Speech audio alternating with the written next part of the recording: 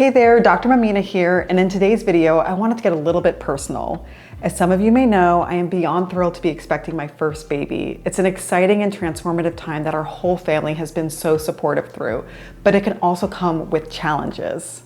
And no matter what your day-to-day looks like, whether you're working full-time or not, I think that any expecting mother is handed their fair share of changes, good and bad, to adapt to during their pregnancy, which I believe we don't talk about enough. So in an effort to help normalize this conversation and provide more support to other expecting mothers, let me share my journey with you and discuss how I've adjusted my routine during pregnancy. Like many women who go through pregnancy, I've had a lot of ups and beautiful experiences, but of course with the ups also come the downs. I was actually really surprised to find that during my first trimester, I experienced higher levels of mental health challenges and anxiety. I had a few scares in the past, which caused significant stress at the beginning of my journey. Plus, as some of you may know, 80% of miscarriages occur in the first trimester, which added to my stress. I don't share that to scare anyone. It was just a surprising realization for me that impacted me in a pretty profound way.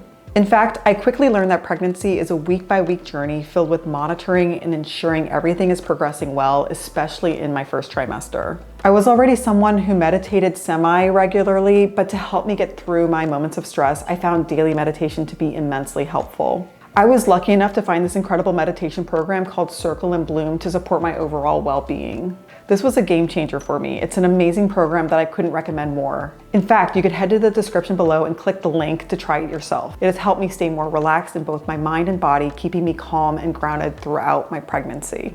I also started doing acupuncture 2 to 3 times a month to help me relax as well as ease any pregnancy issues I'd encounter. A lot of people will talk about what they had to give up during their pregnancy, but this was actually a beautiful thing I was able to add to my routine that I plan to continue long after my little one comes into this world. Another challenge I encountered during my pregnancy was time management and the stress that comes with juggling all kinds of things from work to social events to time for close friends and family. As a triple board certified dermatologist who's also creating online content regularly, I had to navigate pregnancy while managing a pretty demanding schedule. I was also constantly on my feet seeing patients and engaged in numerous social events. Taking care of myself and ensuring I got enough sleep became essential. I had to make adjustments and prioritize self-care to maintain a healthy balance, which meant getting used to every people pleaser's least favorite word, no. Some things were easier than others, like having to pass up on work-related events due to not being able to fly in the later part of my pregnancy. But other things weren't so black and white, and I think that's something we all can relate to. So some advice that I wish I could go back and remind myself earlier in my pregnancy is that it's okay to make room for this new chapter in your life, and in doing so, you may have to let a few things go. It doesn't make you a quitter, it makes you human. Another challenge I didn't necessarily expect during my pregnancy were the comments and opinions from others that sometimes affected me differently. So being small throughout my pregnancy led to comments from people that made me feel self-conscious or that it meant I wasn't healthy for my baby. I think it's just an important reminder that some commentary, although not always ill-intended, is better left unsaid. Although not the easiest, these personal experiences and challenges have shaped my incredible pregnancy journey alongside my professional life, and I'm happier than ever for where I am today. Additionally, let's talk a little bit about skincare and the specific changes I've made during pregnancy to ensure the safety and well-being of both my baby and me.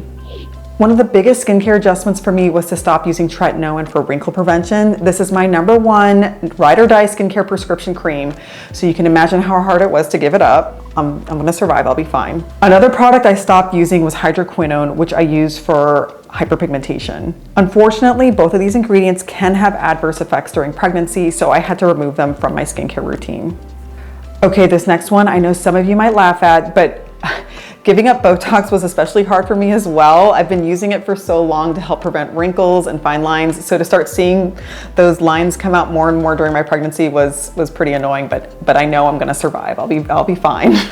But because of that, I luckily became more mindful of my exfoliation practices, opting for gentler methods and avoiding harsh or higher strength exfoliants.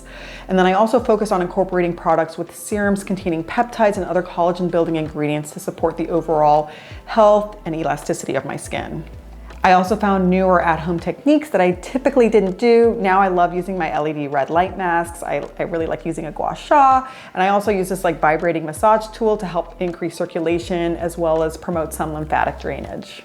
Overall, if you're pregnant or planning to get pregnant, it's important to know that certain ingredients should be avoided during pregnancy, such as retinoids, glycolic acid in high concentrations, like above 10%, and hydroquinone. There's also a gray area with other acne ingredients like benzoyl peroxide and salicylic acid. Hormonal changes during pregnancy can impact your skin and lead to increased sensitivity and various concerns on the products you use. I adjusted my skincare routine to accommodate these changes, ensuring gentle cleansing, adequate hydration, and the use of soothing ingredients to address any sensitivity or inflammation. As always, review your skincare product labels and consult with your own provider to ensure the safety of the ingredients. By making these skincare adjustments and considerations during pregnancy, I was able to prioritize the safety of my pregnancy while embracing a nurturing skincare routine.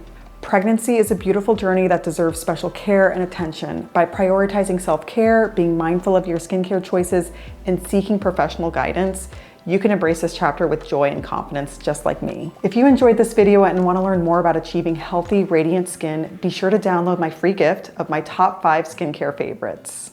And remember to hit that like button, share this video with your friends, and subscribe to my channel to join my holistic wellness journey for your mind, body, and skin. Thanks for watching.